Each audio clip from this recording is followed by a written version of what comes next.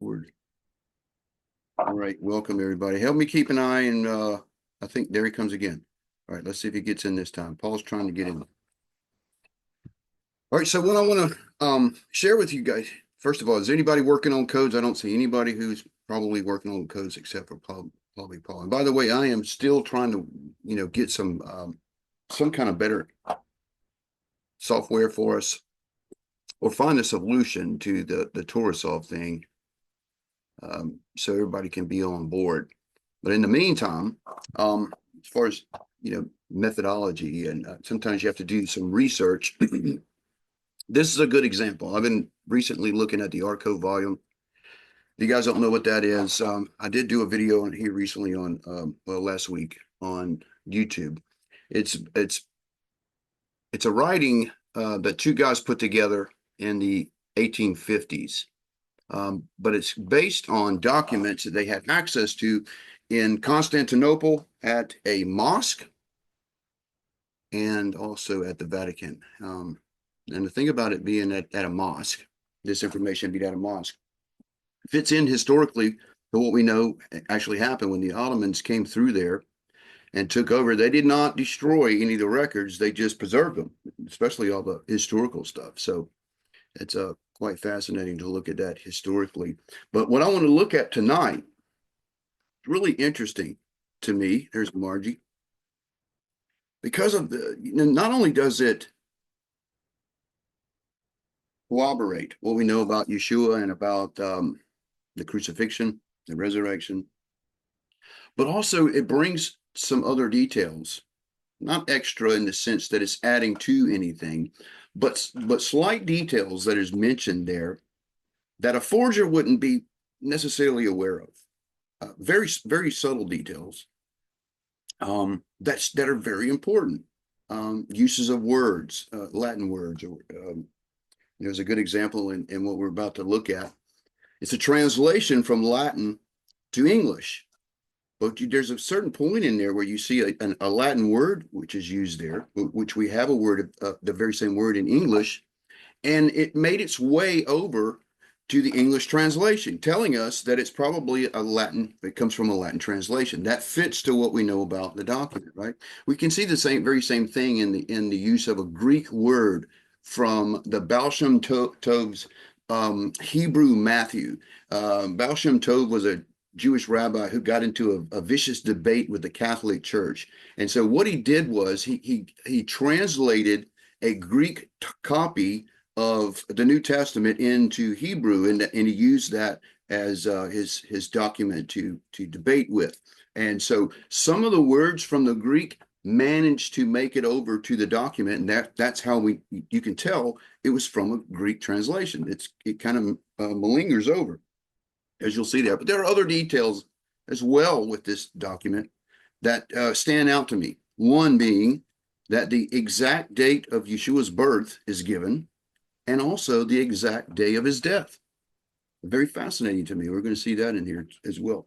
But there's also some other little things that we'll pick up on to kind of, some of the things that the only critic in history that wrote anything about this was in the 1950s, and he was a theologian, and his reasoning for this, being a forgery, didn't seem to have any kind of credibility. For instance, he picks on the word Palestine.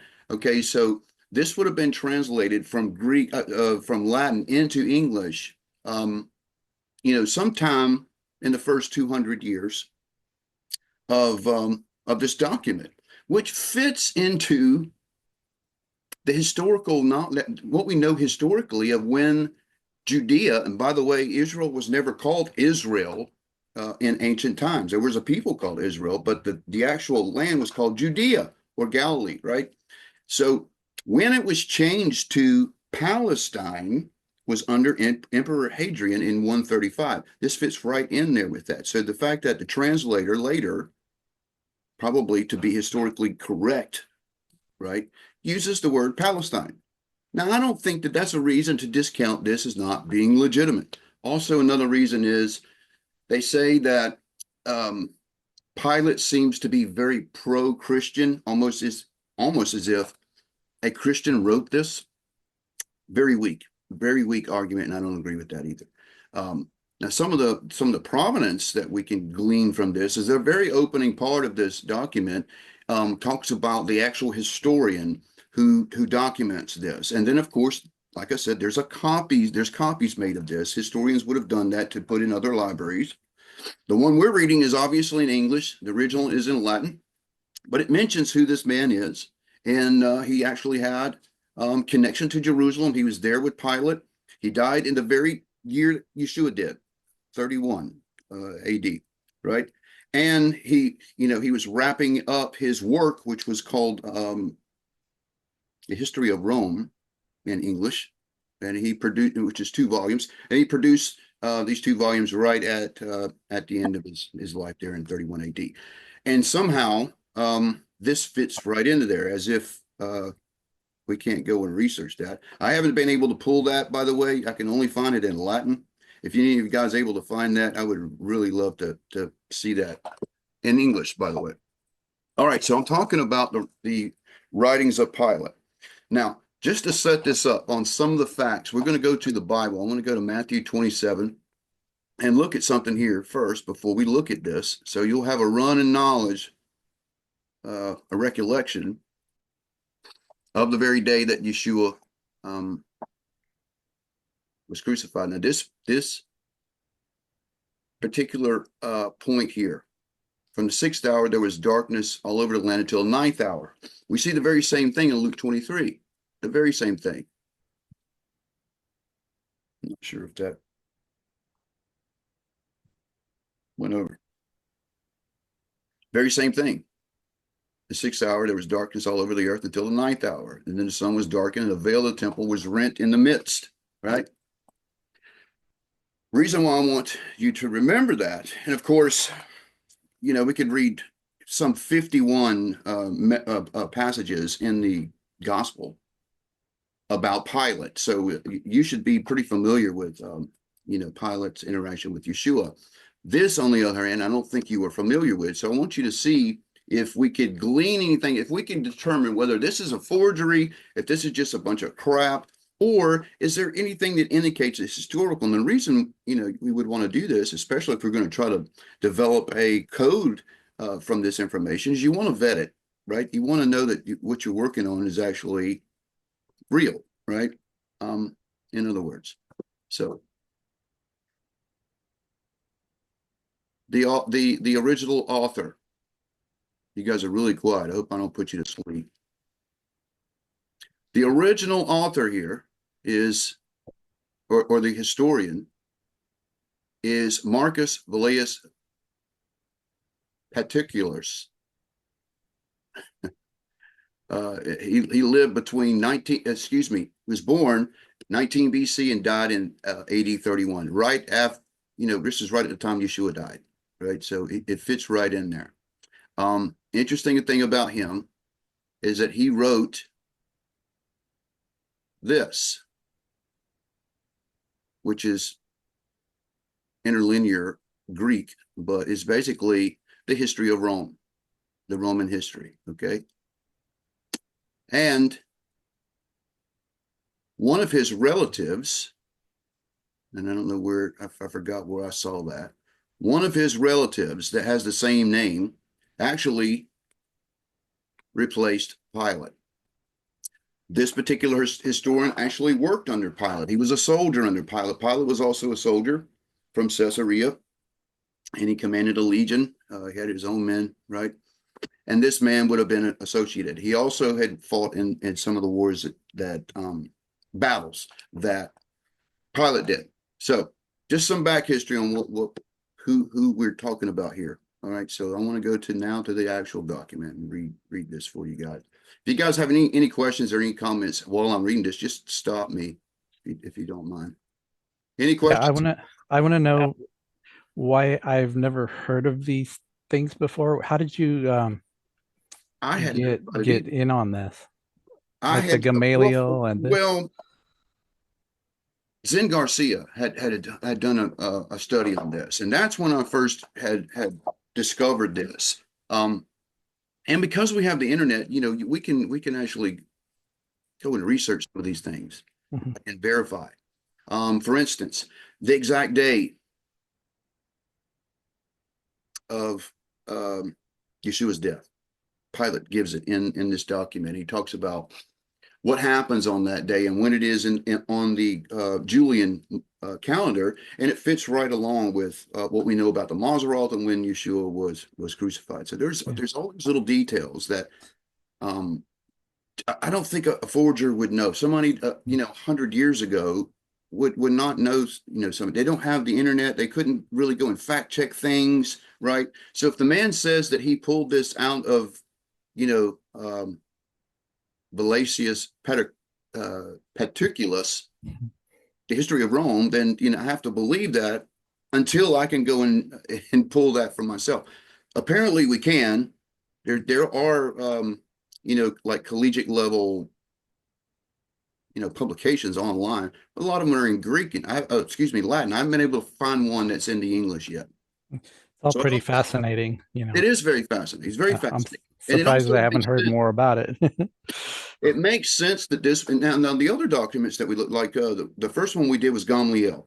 Now the reason why this book is called the Sanhedrin of the Talmud is because some of these writings we're going to look at, like Gamliel and Caiaphas, are actually in the Talmud. It's records of Yeshua in the Talmud. You guys do know that, right? It's not always positive. I think Gamliel's and Caiaphas is the only, Caiaphas' second letter is positive about Yeshua, but everything else is very, very nasty. They called Yeshua when he was raising the dead and stuff. The Jews were in the Talmud. They call him a necromancer, and that he learned witchcraft in Egypt, and that he had stole the name of the Most High. Because there's a place in the Bible where in John 17 where Yeshua was praying, he says, "Father, I taught them your name," meaning nobody knew the name. It was only the ones in the temple, which makes sense because that's also in the Talmud, that the name was only to be spoken in the temple, and it was only with the priests and the Levites there. The common person didn't know the name. How did Yeshua know it? Well, they accuse him in the Talmud of stealing it out of the temple and using witchcraft from Egypt to raise Lazarus and of course the little girl that was raised from the dead. That's in the Talmud, right? Fascinating stuff. It makes sense that Pilate, there would be a letter from Pilate to Caesar, because you have to make account, especially if you're governing people. There's got to be an accountability to things. So he's sending reports to Caesar, as well as the Sanhedrin's getting a report from Caiaphas and Gamaliel and others. Anyway, we can see those documents, and that's what these men put together. They thought it was pretty fascinating to see these accounts, which doesn't appear anywhere else in like a scripture, because it wasn't counted as scripture. It was counted as a historical document, just like a testimony. So here we go. You guys able to see that? Yes. Very good. All right. Valerius Paterculus, I don't even know how to pronounce that, you guys. A Roman historian, was 19 years old when Yeshua was born. His works have been thought to be extinct. What is that in my? What is that? Why is that in the middle of the? Did you guys see that T in the middle of the page?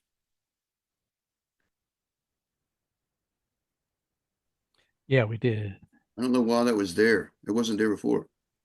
All right. A Roman historian was 19 years old when Yeshua was born, and his works have been thought to be extinct. I know of but two historians that make reference to his writings, Priscian and Tacitus, who speak of him as a descendant and an equestrian family of Campania. From what we gather from these writers, Valerius must have been a close friend of Caesar, who, I gotta increase this, you guys, it's almost too small for me. Valerius must have been a close friend of Caesar, who raised him by degrees until he became one of the great men of Rome, and for 16 years commanded an army. He returned to Rome in the year 31 and finished his work, which is called Historia Romania. And he held the office of praetor when Augustus died, and while victus was counsel. Valerius says that in Judea, right? See, you see how he makes reference to Judea. Now later, the writer for some reason, or the translator, excuse me, for some reason, uses the word Palestine instead of Judea. Now, this has brought, some heat on this, where, the critics say this is a forgery because of that. I don't agree with that. I think it's just something that, the writer, the translator was wanting to be historically accurate to the day of his translating that. All right, so that in Judea, he met a man called Yeshua of Nazareth, who was one of the most remarkable characters he had ever seen. That he was more afraid of Yeshua than of a whole army, for he had cured all manner of diseases and raised the dead. And when he cursed the orchards, the fruit trees, for their barrenness, they instantly withered to their roots.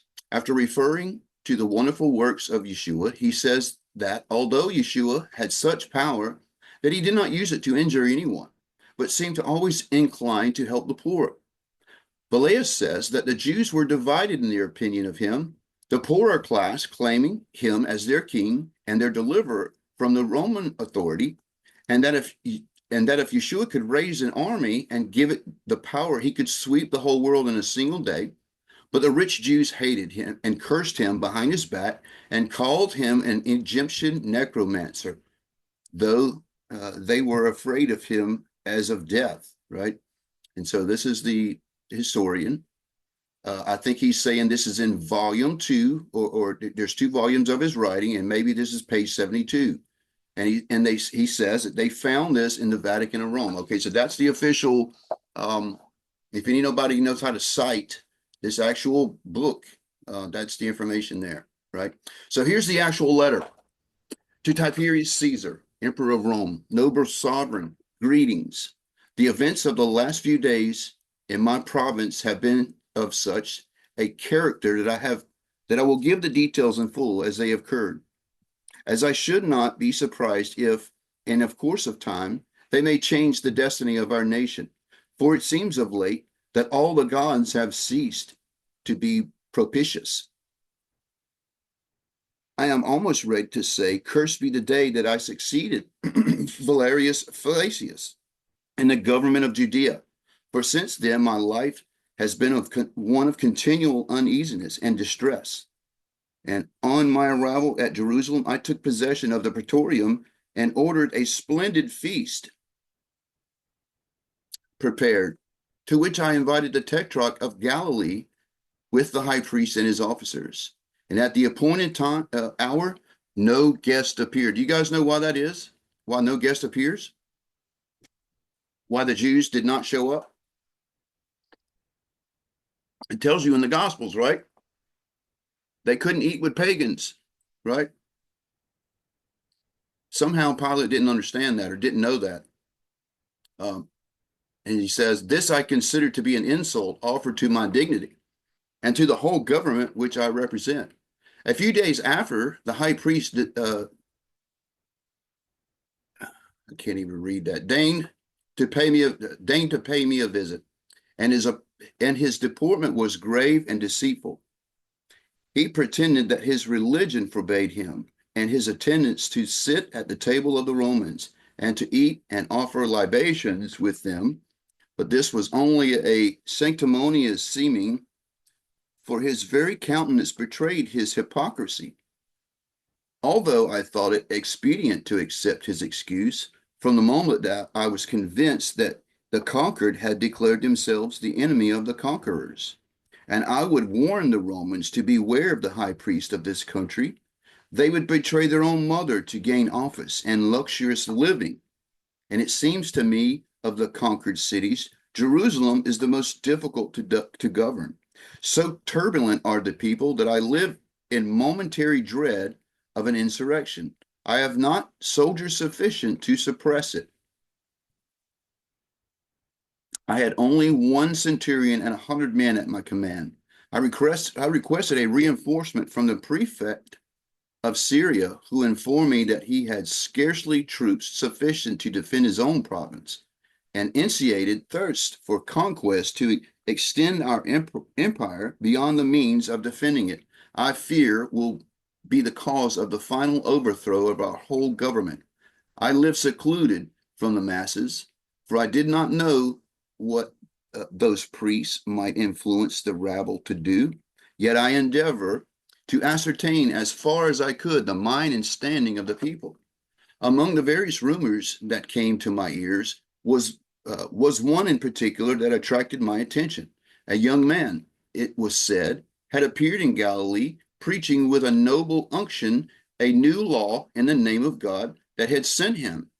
At first, all right, see how he's coming in the name. Now you see that from John 17, where Yeshua in his prayer said, Father, I taught them your name, meaning nobody knew the name, only the priests. And we're going to see that also in Caiaphas, where Caiaphas is talking to the priests about the name of God and how did Yeshua get it, right? It's I mean, you can cross-reference some of this stuff and see that there's something going on here. The name of God that had sent him. At first, I was apprehensive that his design was to stir up the people against the Romans, but my fears were soon dispelled. Yeshua of Nazareth spoke rather as a friend of the Romans than of the Jews. Now this is also one of the points of contention for the critics, that Yeshua was sympathetic with the Romans, which is, because he said, render unto Caesar what is Caesar. I wouldn't say that. I think he wasn't trying to provoke the Romans. The prophecies were about his death were provoking his brothers, the Jews, right? One day in the passing by of the place of Silo, where there was a great concourse of people, I observed in the midst of the group a young man who was leaning against a tree, calmly addressing the multitude. As I was told, it was Jesus, or Yeshua. This I could easily have suspected, so great was the difference between him and those listening to him. His golden colored hair and beard gave his appearance a celestial aspect. He appeared to be about 30 years of age. Never have I seen a sweeter, more serene countenance. What a contrast between him and his hearers, with their black beards and tawny complexions. Unwilling to interrupt him by my presence, I continued my walk, but signified to my secretary, join the group and listen. My secretary's name is Malleus. Now, this is really interesting that he mentions him, because this is how, and by the way, the high priest and the priest did the same thing. They had spies that would follow Yeshua around and report back to them all the things that he was saying and doing, right? Malleus was doing that for Pilate. Obviously, Pilate couldn't be walking around and writing down everything Yeshua was saying, and it was probably he would stand out, right? He had someone else do it, and that's Malleus. This is the grandson of the chief of the conspirators who encamped in Utrea, waiting for Catiline. Malleus had been for a long time an inhabitant of Judea and was well acquainted with the Hebrew language, and he was devoted to me and worthy of my confidence. On entering the praetorium, I found Malleus, who related to me the words of Yeshua had pronounced at Silo. Never have I read in the works of the philosophers anything that can be compared to the maxims of Jesus, of Yeshua. There is the word right there. Maxims. Maxim is where we get the word maximum. Now, this is a transliteration of, or a English version of, a Latin word. You see how it managed to make it from the Latin translation to the English, to the Latin copy to the English translation, which is kind of common. We see that a lot. And this is one of the things why they say, little details why they say this is not. Why would the writer write that? Well, because maybe the writer didn't have a way to say the great sayings of Jesus in English, correct? And understood that there was a maxim or a maximum in the English language, and therefore used, a transliteration of a Latin word. Oh, I didn't mean to do that. One of the rebellious Jews, so numbers in Jerusalem, having asked Yeshua if it was lawful to give tribute to Caesar, he replied, render unto Caesar the things that belong to Caesar, and unto God the things that are God's. It was on account of the wisdom of his sayings that I granted so much liberty to the Nazarene. For it was in my power to have had him arrested and exiled to Pontus. But that would have been to the contrary to the justice which is always characterized in the Roman government and all its dealings with men. This man was neither seditious or rebellious, and I extended to him my protection, unknown perhaps to himself, and he was at liberty to act, to speak, to assemble, and to address the people, and to choose disciples, unrestrained by any praetorian mandate. Should it ever happen, may the gods avert the omen. And look at this. You see how he's speaking as a Roman, right? We see a real clear difference between the writing here and in the writings of Caiaphas or Gamaliel. So it's obviously, I'm not convinced it's the same author, in other words, right? The style is different. Should it ever happen, I say, that the religion of our forefathers be supplanted by the religion of Yeshua, it will be to this noble toleration that Rome shall owe her premature death, while I, miserable wretch, will have been an instrument of what the Jews call providence and we call destiny. This unlimited freedom granted to Yeshua provoked the Jews, not the poor, but the rich and the powerful. It is true, Yeshua was severe on the latter, and this was a political reason, in my opinion, for not restraining the liberty of the Nazarene. Scribes and Pharisees, he would say to them, you are a race of vipers. You resemble painted sepulchres, and you appear well unto men, but you have death within you. At other times, he would sneer at the alms of the rich and the proud, telling them that the mite of the poor was more precious in the sight of Yah. Complaints were daily made at the praetorium against the insolence of Yeshua. I was even informed that some misfortune would befall him, and that it would not be at the first time that Jerusalem had stoned those who called themselves prophets. An appeal would be made to Caesar. However, my conduct was approved by the Senate, and I was promised reinforcements after the termination of the Parthian War. Being too weak to suppress an insurrection, I resolved upon adopting a measure that promised to restore the tranquility of the city without subjecting the praetorium to humiliating concession. I wrote to Yeshua, requesting an interview with him at the praetorium. He came. You know that in my veins flows the Spanish mixed with Roman blood, is incapable of fear as it is of weak emotion. When the Nazarene made his appearance, I was walking in my basilic, and my feet seemed fastened with an iron hand to the marble pavement, and I trembled in every limb as does a guilty culprit, though the Nazarene was as calm as innocent itself. And when he came up to me, he stopped, and by a signal sign he seemed to say to me, I am here, though he spoke not a word.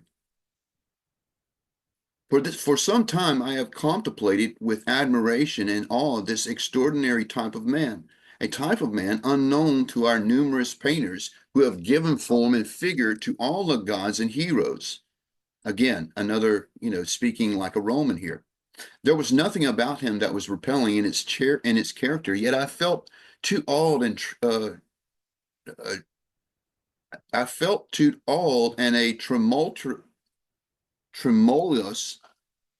tremulous to approach him. Yeshua, I said unto him at last, and my tongue faltered, Yeshua of Nazareth, for the last 3 years I have granted you ample freedom of speech, nor do I regret it. Your words are those of a sage. I know not whether you have read Socrates or Plato, but this I know. There is in your discourses a majestic simplicity that elevates you far above those philosophers. The emperor is informed of it, and I, his humble representative in this country, am glad of having allowed you that liberty of which you are so worthy. However, I must not conceal from you that your discourses have raised up against you powerful and inveterate enemies, nor is this surprising. Socrates had his enemies and fell a victim to their hatred. Yours are doubly incensed against you on the account of your discourses being so severe upon their conduct. Against me on the account of liberty I have afforded to you. They even accuse me of being indirectly in league with you for the purpose of depriving the Hebrews of the little civil power which Rome has left them. My request, I do not say my order, is that you be more circumspect and moderate in your discourses in the future, and that more considerate of them, lest you arouse the pride of your enemies, and they raise against you the stupid populace and compel me to employ the instruments of law. The Nazarene calmly replied, Prince of the earth, your words proceed not from true wisdom.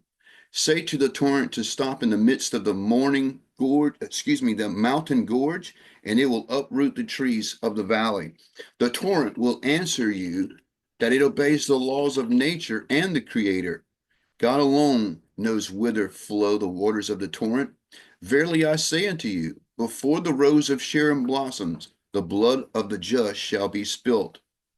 Your blood shall not be spilt, said I, with a deep emotion. You are more precious in my estimation on account of your wisdom than all the turbulent and proud Pharisees who abuse the freedom granted by them by the Romans.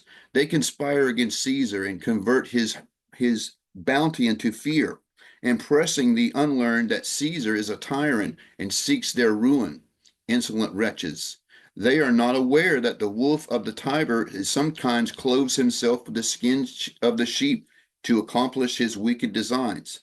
I will protect you against them.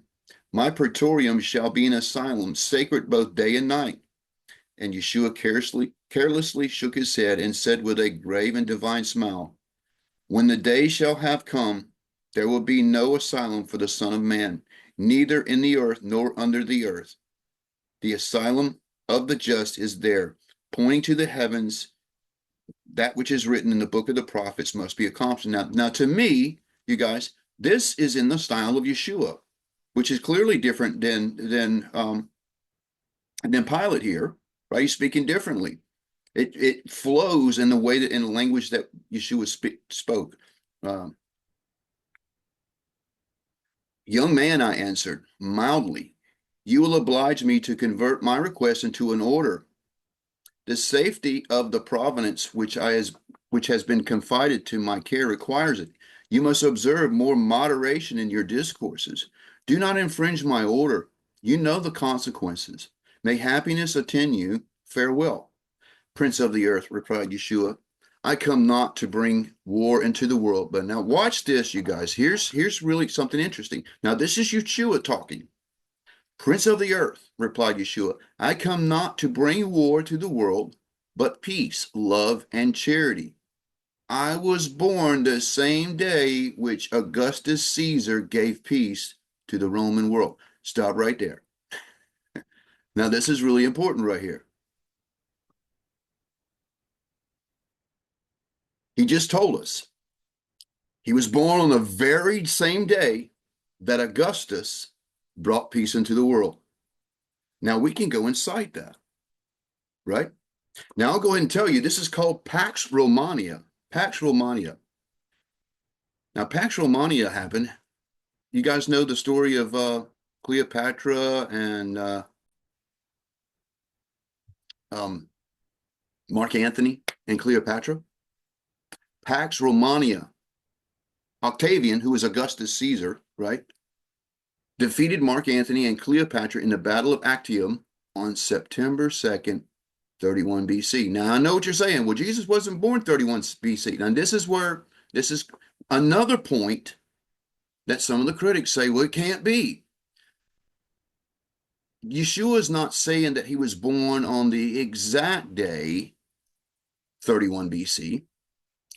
It would be very much me like, for instance, my birthday is February 22nd.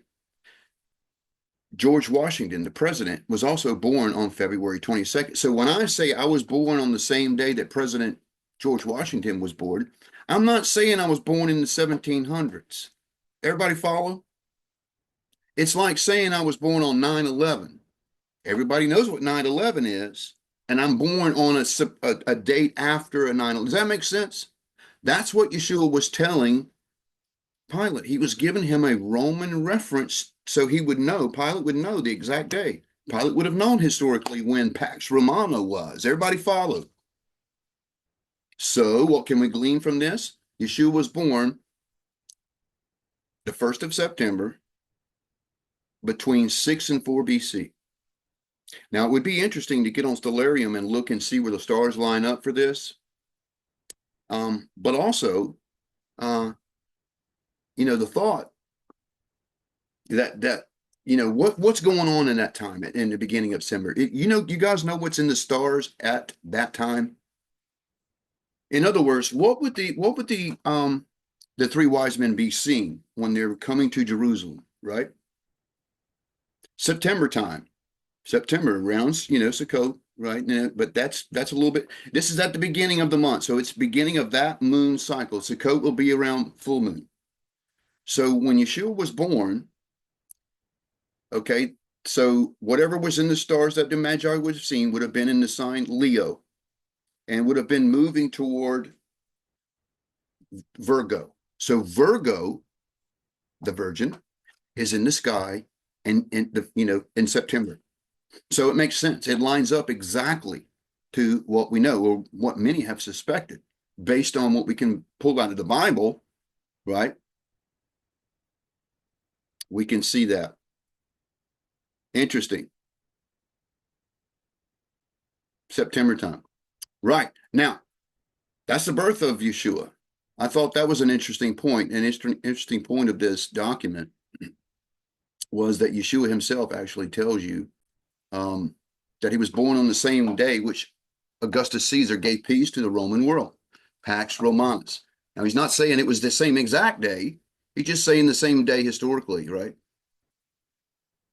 Oh, I did not mean to do that.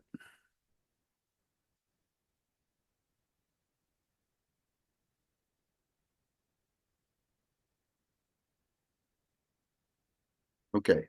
Persecutions proceed not from me. I expect it from the others, and will meet it in obedience to the will of my Father, who has shown me the way. Restrain, therefore, your worldly prudence. It is not of your power to arrest the victim at the foot of the tabernacle of expiation. So saying, he disappeared like a bright shadow behind the curtains of the basilica, to my great relief, for I felt a heavy burden on me, of which I could not relieve myself while in his presence. To Herod, who had then reigned in Galilee, the enemies of Yeshua addressed themselves to wreak their vengeance on the Nazarene. Had Herod consulted of his own inclinations, he would have ordered Yeshua immediately to be put to death. But though proud of his royal dignity, yet he hesitated to commit an act that might lessen his influence with the Senate, or, like me, was afraid of Yeshua. But it would never do for a Roman officer to be scared by a Jew. Previous to this, Herod called unto me at the praetorium, and on the rising to take leave, after some trifling conversation, asked me what was my opinion concerning the Nazarene. I replied that Yeshua appeared to me to be one of those great philosophers that great nations sometimes produced, that his doctrines were by no means sacrilegious, and that the intentions of Rome were to leave him to that freedom of speech which was justified by his actions. Herod smiled maliciously and saluted me with an ironical respect, departed. The great feast of the Jews was approaching, and the intention was to avail themselves of my particular exaltation, which always manifests itself at the solemnities of a Passover. The city was overflowing with a tumultuous populace clamoring for the death of a Nazarene. My emissaries informed me that the treasurer of the temple had been employed in bribing the people. The danger was pressing. A Roman centurion had been insulted. A Roman centurion had been insulted. I wrote to the prefect of Syria for 100 foot soldiers and as many cavalry, and he declined. I saw myself alone with a handful of veterans in the midst of a rebellious city, too weak to suppress any uprising and having no choice but to tolerate it. And they seized upon Yeshua and the seditious rabble, although they had nothing to fear from the praetorium, believing that their leaders had told them. I winked at their sedition and continued versificating, crucify him, crucify him. Three powerful parties had combined together at the same time against Yeshua. First, the Herodians and the Sadducees. Those seditious conduct seemed to have proceeded from the double motives. They hated the Nazarene and were impatient of the Roman yoke. And they never forgave me for having entered the holy city with banners that bore the image of the Roman emperor. And although in this instance I had committed a fatal error, yet the sacrilege did not appear less heinous in their eyes. Another grievance also ranked in their bosoms. I had proposed to employ a part of the treasure of the temple in erecting edifices for public use. My proposal was scorned, and the Pharisees were avowed enemies of Yeshua, and they cared not for the government, and they bore the bitterness, the severe reprimands which the Nazarene for 3 years had been continually given them wherever he went. Timid and too weak to act by themselves, they had embraced the quarrels. Somebody was trying to come in. Lost my Timid and too weak to act by themselves, they had embraced the quarrels of the Herodians and the Sadducees. Besides these three parties, I had to contend against the reckless and profligate populace, always ready to join a sedition and profit by the disorder and the confusion resulted therefrom. Yeshua was dragged before the high priest and condemned to death. And it was then that the high priest, Caiaphas, performed a divisory act of submission. He sent his prisoner to me to confirm his condemnation and secure his execution. I answered him that, as Yeshua was a Galilean, the affair came under Herod's jurisdiction and ordered him to be sent thither. The wily tetrarch professed humility and protesting his defense to the lieutenant of Caesar, he committed the fate of the man to my hands. Soon my palace assumed the aspect of a besieged citadel. Every moment increased the number of the malcontents.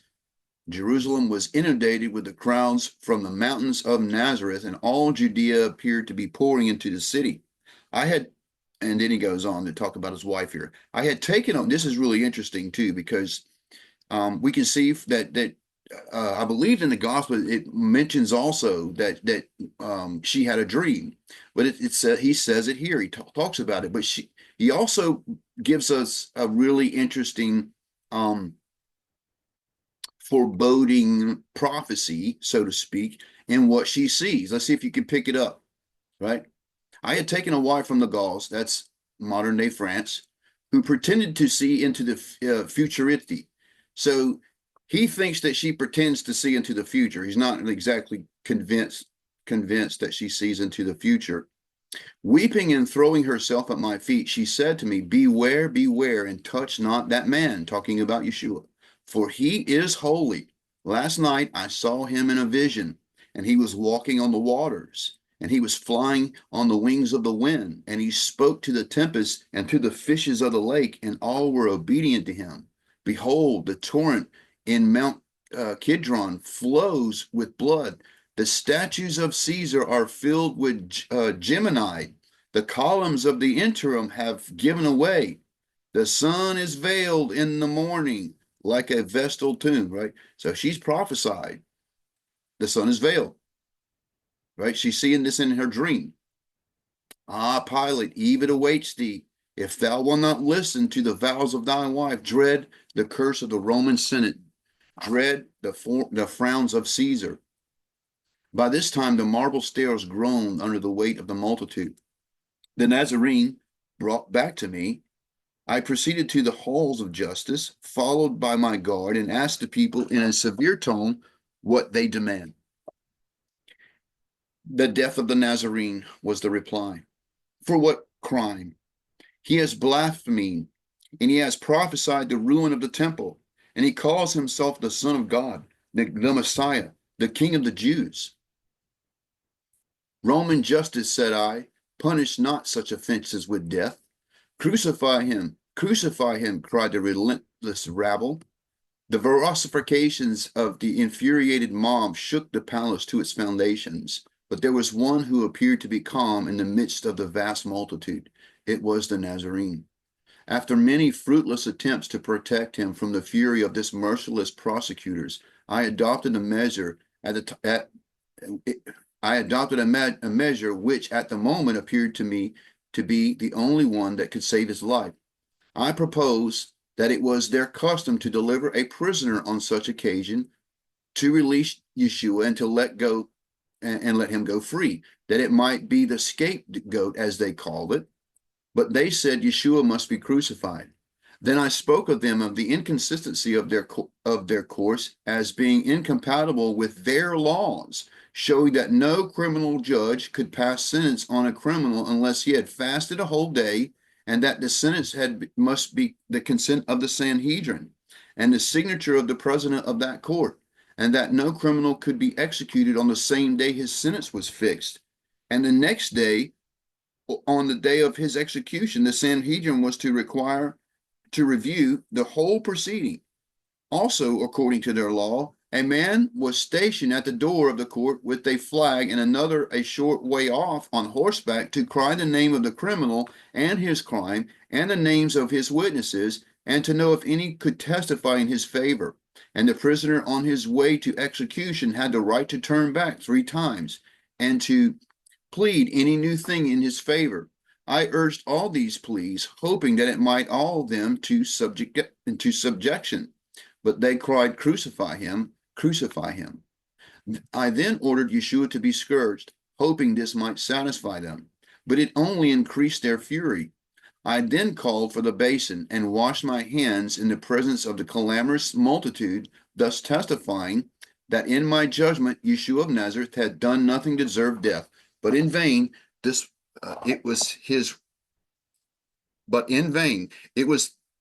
was his life these wretches thirsted for.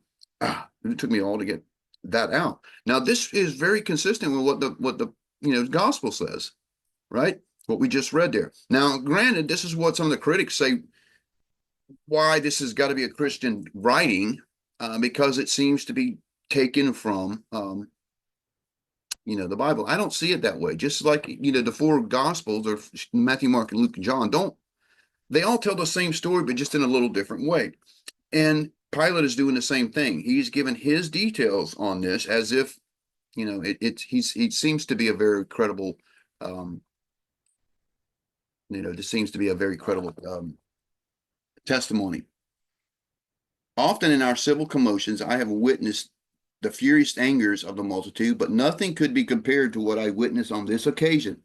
It might have been truly said that all the phantoms of the infernal regions that assembled at Jerusalem, the crowd appeared not to walk, but to be borne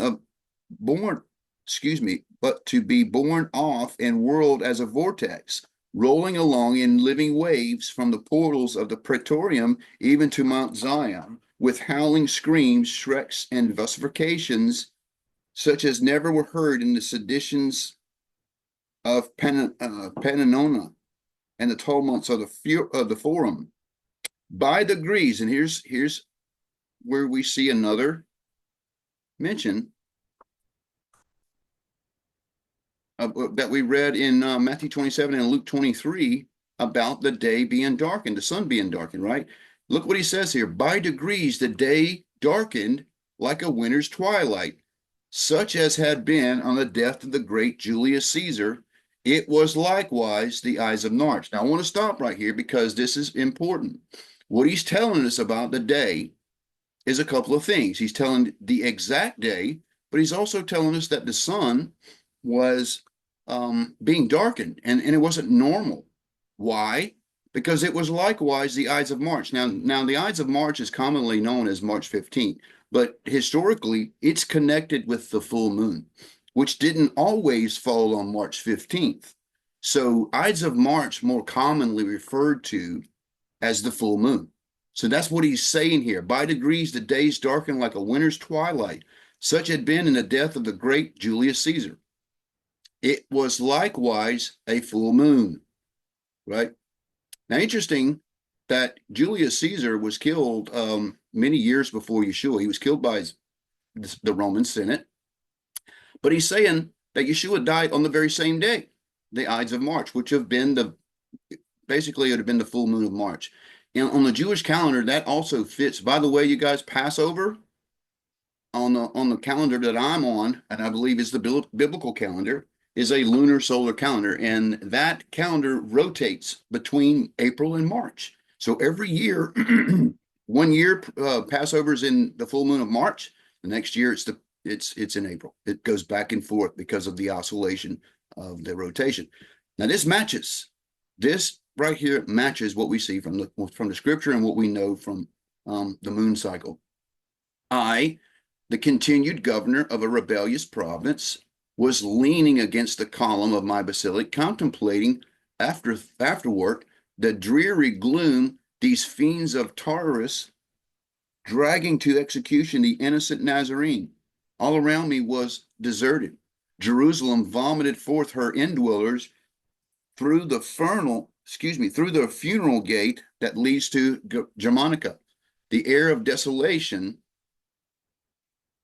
sadness enveloped me. My guards had joined the cavalry and the centurion, which the display of power was endeavoring to keep order. I was left alone, and my breaking heart admonished me that what was passing at the moment appertained rather to the history of the gods than that of men. A loud clamor was heard proceeding from Golgotha, which, borne on the wind, seemed to announce an agony such as never heard by mortal ears. Dark clouds lower over the pinnacle of the temple, setting over the city, covered it with a veil. So dreadful were the signs that men saw both in the heavens and on the earth, that Dionysus, and I don't know how to say that one, is reported to have exclaimed, either the author of nature is suffering or the universe is falling apart. So we can see right here that there were some things happening, right? That the sky was darkened. There were signs that men saw both in the heavens and on the earth that concerned them, right? Whilst these appalling scenes of nature were transpiring, there was a dreadful earthquake. There we go again, right? We know there was an earthquake when we could see that in Matthew and Luke and also in John. There was an earthquake in Lower Egypt, which filled everybody with fear and scared the superstitious Jews almost to death. It is said that Balthasar, an aged and learned Jew of Antioch, was found dead after the excitement was over. Whether he died of alarm or grief, it is not known. He was a strong friend of the Nazarene. Near the first hour of the night, I threw my mantle around me and went down into the city toward the gates of Golgotha. The sacrifices were consummated. The crowd was returning home, still agitated. It is true, but gloomy, taciturn, and desperate. What they had witnessed and stricken them with terror and remorse. I also saw my little Roman cohort pass by mournfully with a standard bearer having veiled his eagle in the token of grief. And I overheard some of the Jewish soldiers, this would be temple soldiers, murmuring strange words which I did not understand. Others were recounting miracles very like those which have so often smitten the Romans by the will of the gods. Sometimes groups of men and women would halt, and then looking back toward Mount Calvary, would remain motionless in expectation of witnessing some new prodigy. I returned to the praetorium, sad and pensive. On ascending the stairs, the steps of which were still stained with the blood of the Nazarene, I perceived an old man with a suppliant posture, and behind him several Romans in tears. He threw himself at my feet and wept most bitterly. It is painful to see an old man weep, and my heart being already overcharged with grief, we, those strangers, wept together. And in truth, it seemed that the tears lay very shallow that day with many whom I perceived in the vast concourse of the people. I have never witnessed such an extreme revulsion of feeling. Those who betrayed and sold him, and those who testified against him, and those who cried, "Crucify him, we have his blood," all slunk off like cowardly curs and washed their teeth with vinegar.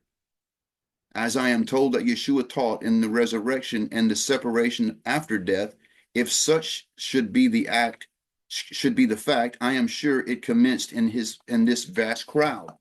"Father," I said, after gaining control of my feelings, "who are you, and what is your request?" "I am Joseph of Arimathea," he replied,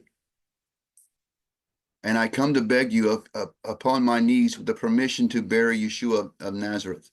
"Your prayer is granted," said I to him, and at the same time I ordered Mallinus to take some soldiers with him to superintend the interment, lest it should be profaned.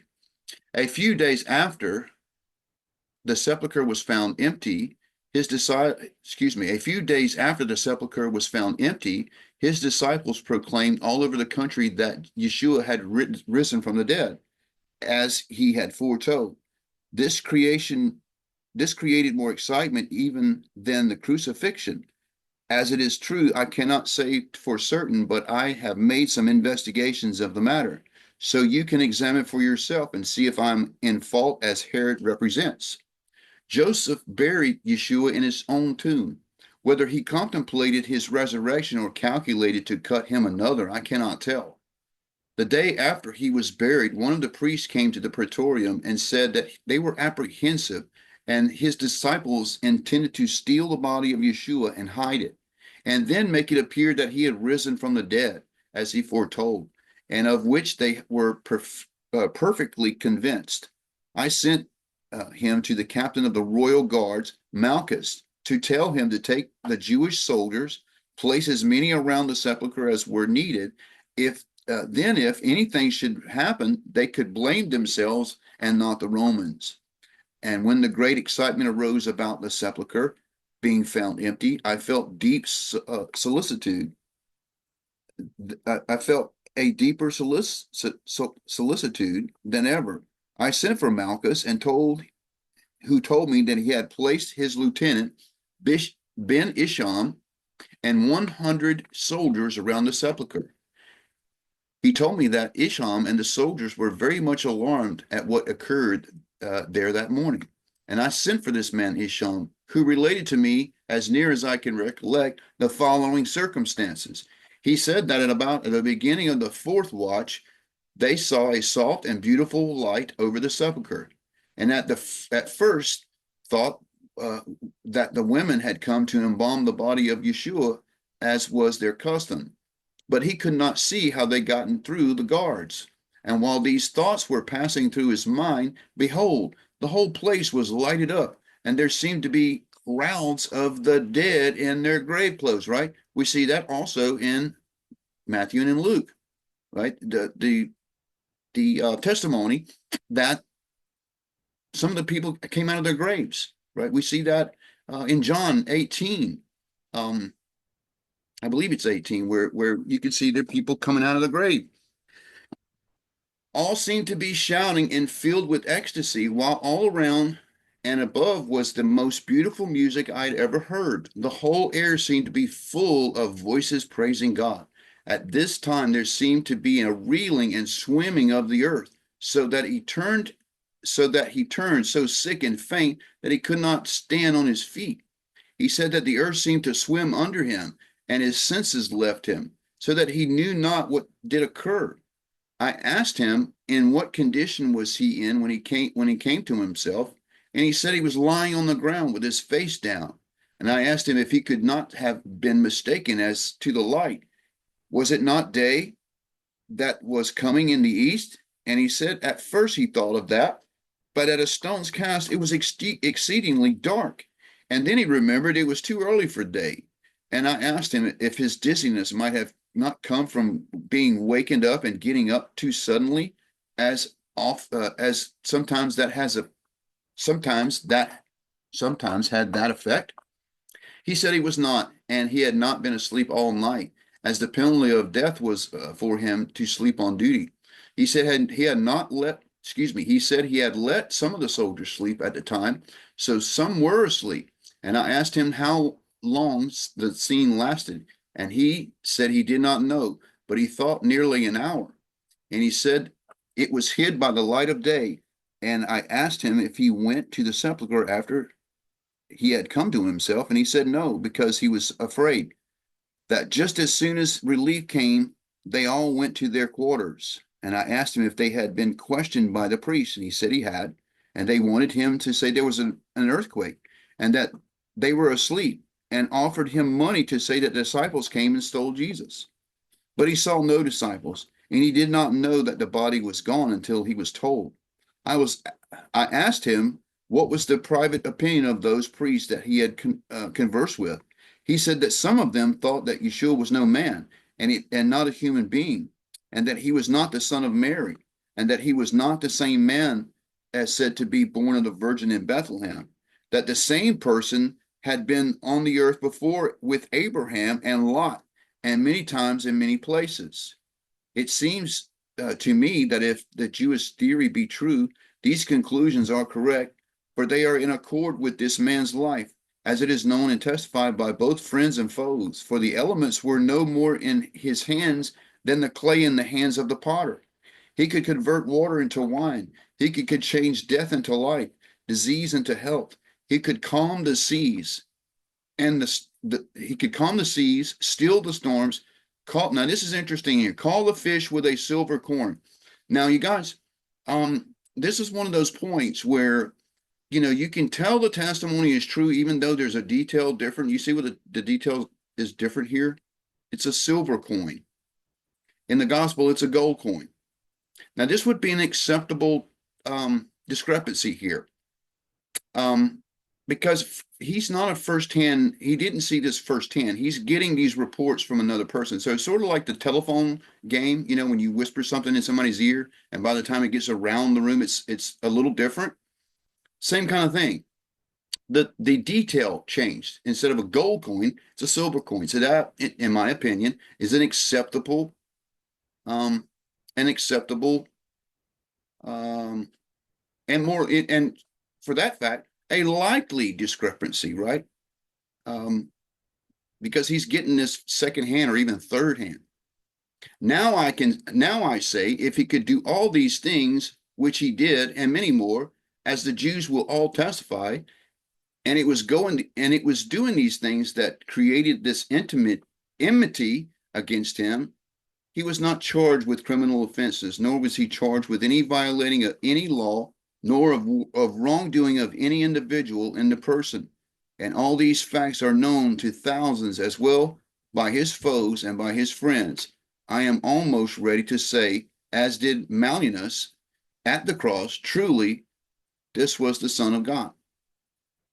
Now, noble sovereign, this is near to the facts in the case that I can arrive at, and I have taken pains to make the statement very full, so that you may judge my conduct among the whole as I hear that Antipater, and this is Herod, okay, so he's making a reference to Herod here, that Antipater has said many things of me in this matter. So they're passing blame, by the way. Caiaphas, Herod, and Pilate, right? I am your most obedient servant, Pontius Pilate. So that is Pilate's report to Caesar.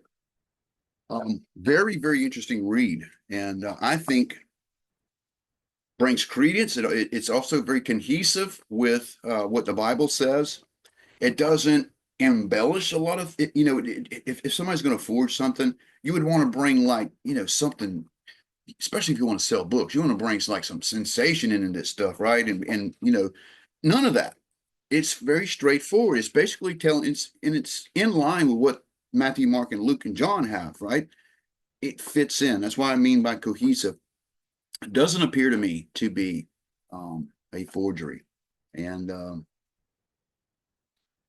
furthermore, in 1850s, when these guys are putting this together, historically, because I went and researched the mosque that they claim that they got the Talmud accounts from, does exist, and it does have records of, from, the Jews, because the Jews, excuse me, the Hebrews were in Ephesus at the time that the Ottomans came in, and that's who has it, the Muslims. The Muslims didn't destroy it. Actually, it says that in the opening parts of those documents, that luckily the Muslims had some common sense. Muhammad made an edict and said, don't destroy any of these documents, and they saved them, right? So therefore, we should be able to cite that. It's still a library there, you guys. The very old library. It has a lot of ancient documents from from Rome. It's from Greece, right? Early Christian, and the Talmud. Fascinating to me. So, this whole thing kind of came up with the Billy Carson stuff, and me watching this guy, go around telling people the crucifixion never happened. There's no historical record. There's no evidence of Yeshua ever dying on the cross. And I'm thinking, okay, you got me now, because I was ready to pop when I'm watching this guy say this. If I would have been in the room and gotten to him, oh my gosh, I couldn't restrain myself. The Shroud of Turin, that's physical evidence that something happened. But there was a man who was beaten and scourged, crucified, and like no other, meaning no other person crucified was scourged and crowned with thorns like Yeshua was. There's evidence there. And with any kind of evidence, there's going to be, critics and those that come along and try to debunk it. Same thing happened with the codes. You got basically one critic out there that really came forward. His name is Brendan McKay from Australia. He's a professor and a mathematician. He got into it with the rabbis early on in the 90s, and actually, according to the rabbis, forged some codes from Moby Dick. In other words, the rabbis could not reproduce what he said he had. And they accused him of copying and pasting and making these fake codes. And, the rest is it. And by the way, people still cite that information as if it's true, too. My point is, I don't believe Brendan McKay. So just because there's one critic out there that says, oh, that's a forge, it's a fake, I'm not buying it. Unless there's a consensus with all of, academia, and there's papers written on it and stuff like that, then you could probably, for instance, the Book of Jubilees. There's a huge consensus with most scholars that say that this book has an interloper, because there are 29 contradictions, all on the same subject, by the way. Anybody know what that subject is? The calendar. There are 29 discrepancies in the Book of Jubilees. In one place it says A and B, and the other it's completely contradictory, meaning one author would not contradict himself in a book, meaning somebody else came and added something later. So that's why it's not in the canon, and that's why there is a consensus that scholars believe it's been tampered with. Not saying that it's a fake book. They say we can't trust it because it's been tampered with. It's been added to. I am working with another code with a picture. Can you find these? One of these programs, CodeFinder, has Moby Dick, and so and it's called a control text or a monkey text. You guys can go and search that. You can find sometimes what the rabbi would call best appearance or closest appearance. A couple of words that come together, maybe Kennedy and shocked. But to build it further from there, and then have text that is speaking also to whatever the subject is, it doesn't happen. So you have some sort of, I wouldn't call it randomness, but you do have some hits in it. But for them to develop into something else, we don't see that. And I've worked on them. There was a time I did have CodeFinder, and I've worked on them. They never develop out anything, and the text never has any kind of relative Nothing speaks to it. And like for instance, if you're doing a assassination table for Moby Dick on Kennedy, you're not going to find details like Dallas and all the players and all the things like we see in the Bible code. You can pull a lot of data from it. Not with Moby Dick. I would challenge you guys to go and try that if you want to play around. Making a dog. I mean, you can see this shouldn't be there, but and this doesn't need to Pictograph, be you mean, is there. making a pictograph. Yes. Yeah. But you see with the tail, and it's like it's hunched over and crawling down low, sneaking up on somebody.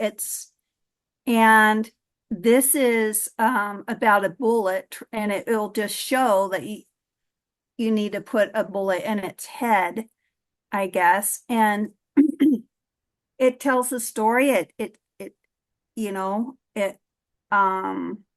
don't have it written down about the yellow eyes, and it talks about either orange or reddish tone to the coat, a hint.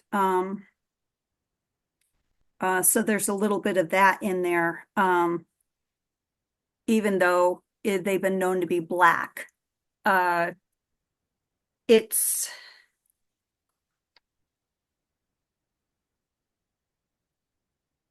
what I thought was so interesting was the reference about the soul and in it, and I had just read it, and so can I find, because I was just going through all the notes. So anyway, that's the sort of thing I've been working on, besides the FANT stuff, I guess. So I can stop share somewhere. I don't know. It stopped. It stopped. Oh, okay. So I don't know. I got something really short. I meant to do this in my presentation, you guys, especially when we're talking about the eclipse during the crucifixion.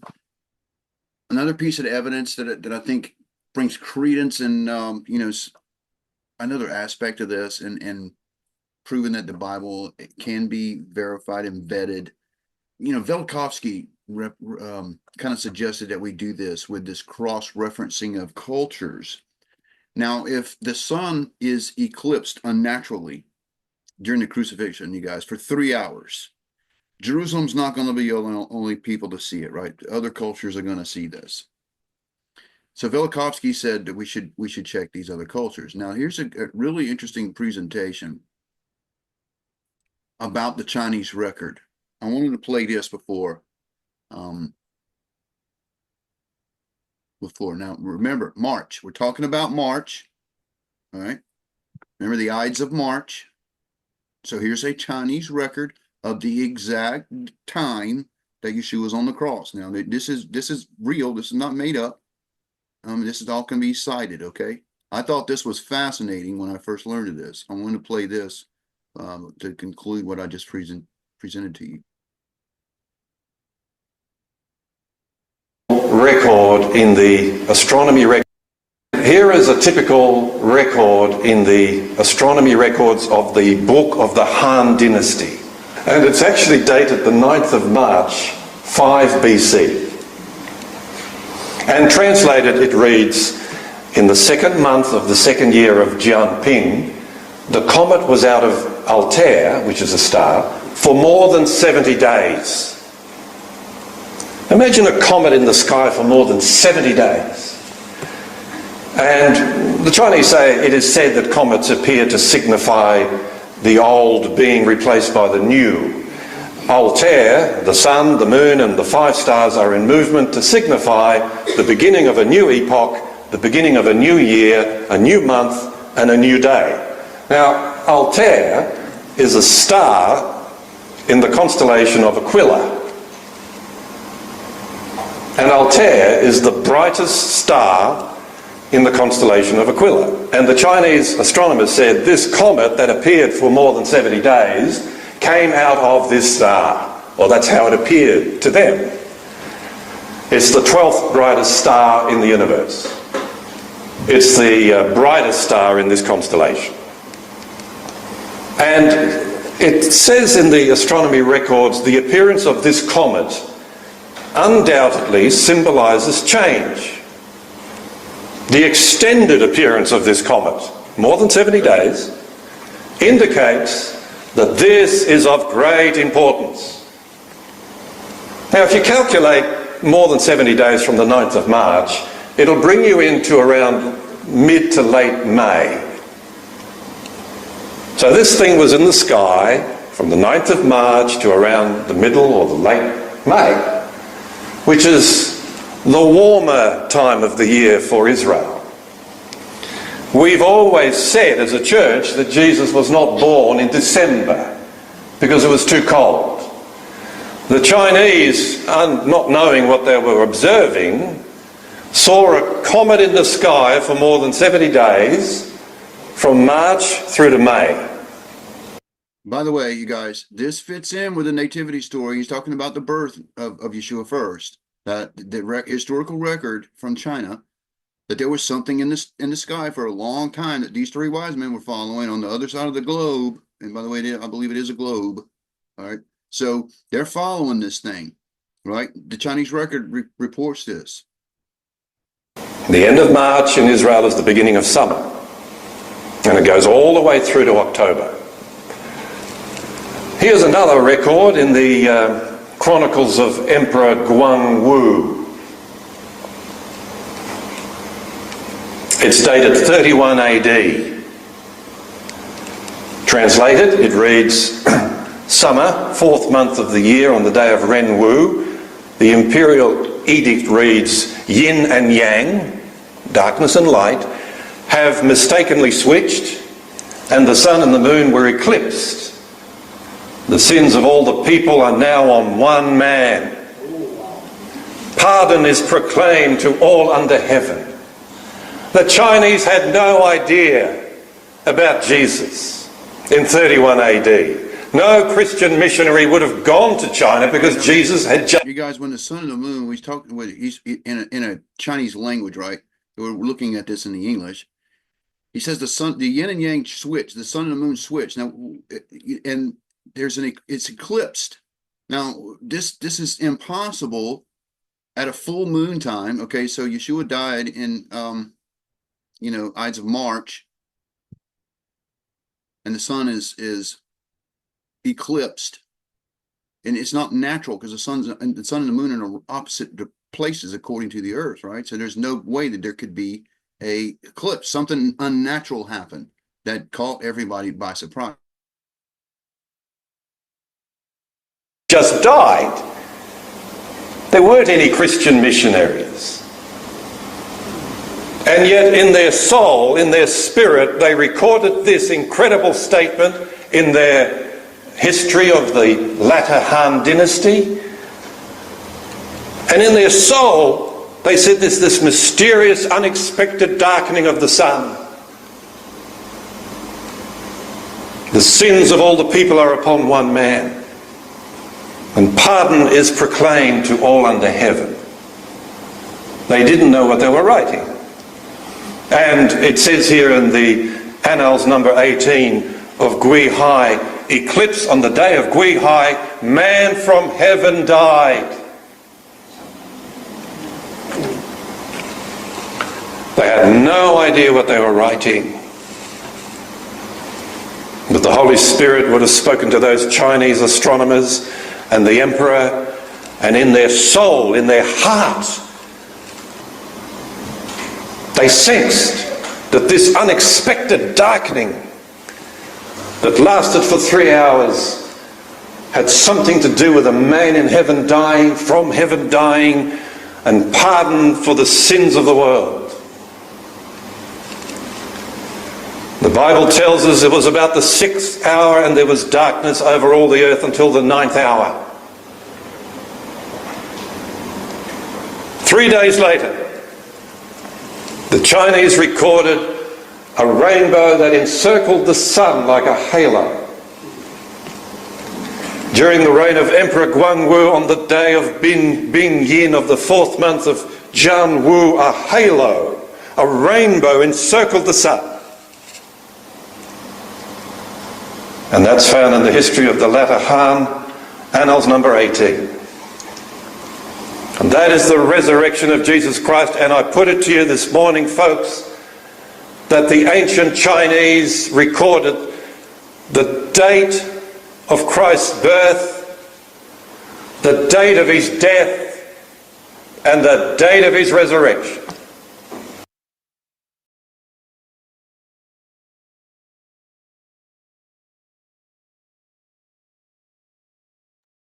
I muted myself. Very fascinating. So see, We're going to what focus on what Velikovsky said can be applicable. By the way, this is what Gil Broussard does in his research about Planet X. That looking through, cultural records, and especially the Bible, you can, probably use a little bit of reason and some calculation to see there's something going on there, right? Yeah. Any questions, you guys, before we close tonight? I just want to say thank you for reading that Pilate letter.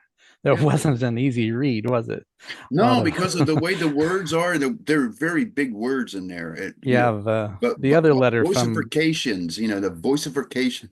the letter from Gamaliel, that was a lot easier, it seems. Yeah, and it was a different, it's a different style. Mhm. The one with Caiaphas, and I was going to do Caiaphas second, but then I said, you know what, the controversy really with the critic on this book is behind Pilate's letter, and it's very, nitpicky stuff. It's not like critical thinking and academia kind of proofs. I would like to see proofs like dead on proofs that this is a forgery, like, a consensus where people have gone and done the due diligence, right?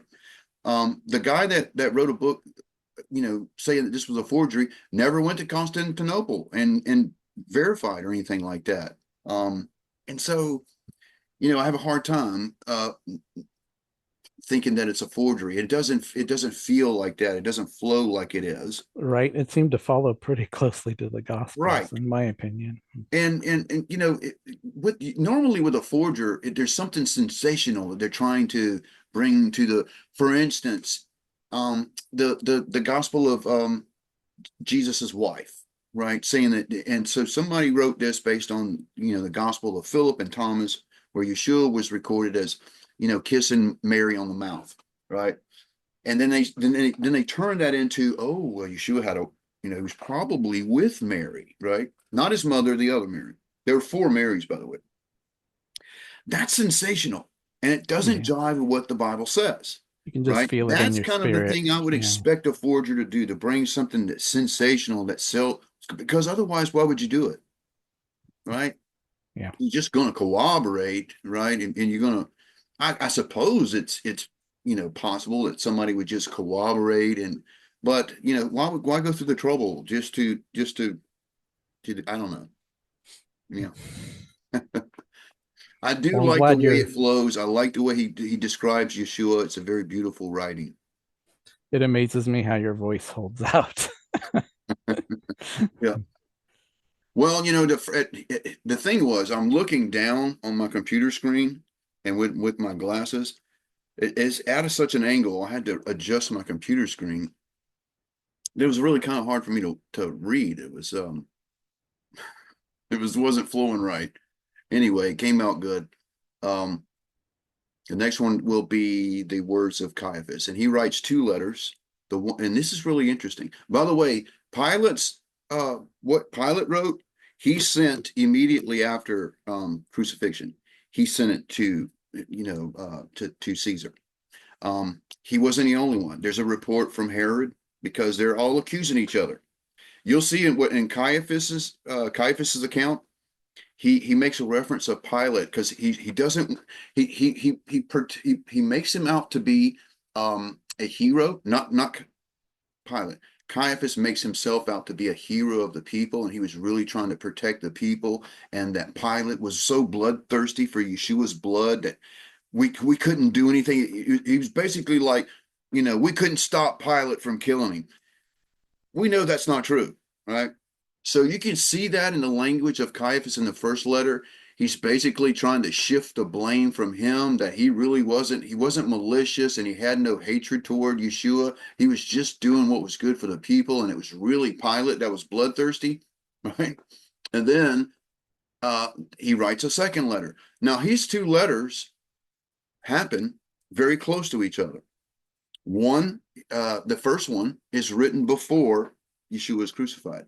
The second one is, the first one is written, after Yeshua's been punished and he's been killed. The second one is after Yeshua raises up. You can tell by the whole thing changes for Caiaphas, because Caiaphas is really amazing with it. What happens with him. And by the way, they found his ossuary in 1990. Do you guys know that? The ossuary of Caiaphas, which is a bone box that they would put your bones in after your body decayed after a year. The Jews would put bones inside of an ossuary. His ossuary had 2 Roman nails in there. Now, that's an archaeological fact. Why are there 2 Roman nails in his ossuary? Well, after we read the letter, it might, those 2 letters, it might, make sense to you then. I think it's fascinating to read these accounts. Again, the one with the Talmud, you guys, there are several places where Yeshua is spoken of in the Talmud, and through the 2,000 years of the Talmud, because it's a huge volume, there are many times where there are different rabbis who make reference or have debates about Yeshua. By the way, there have been rabbis throughout all this time that were sympathetic with Yeshua, and there would be debates with other rabbis who vehemently disagreed. In other words, there is a rabbi on YouTube right now. He's got a channel called Facing Each Other. His name is Ariel Cohen.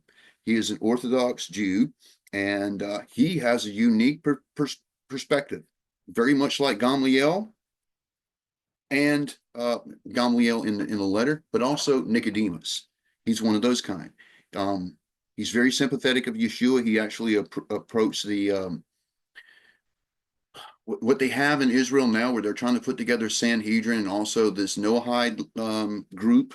He's approached both groups and proposed to them that Yeshua should be tried again. He didn't get a fair trial, and so he's trying to get redemption for Yeshua in the courts. It's very fascinating. His name is Ariel Cohen.